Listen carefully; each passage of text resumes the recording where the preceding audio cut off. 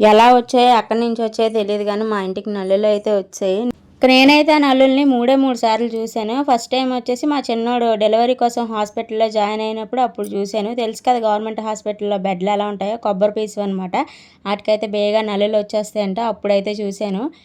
ఇంకా రెండోసారి వచ్చేసి మొన్న షిరిడి వెళ్ళామని చెప్పాను కదా, అక్కడైతే చూశాను.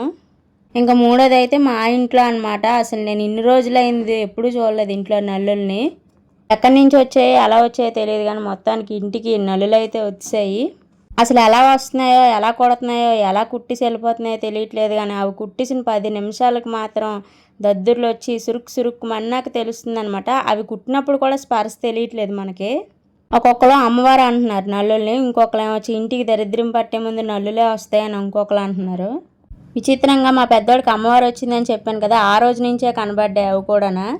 ఎందుకైనా మంచిదని నూకాల తల్లికి కూడా దండం పెట్టుకున్నాము, ఇవి తొందరగా తగ్గిపోలేని చెప్పి. మీలో ఎవరికైనా దీనికి సొల్యూషన్ తెలిస్తే కామెంట్ చేయండి.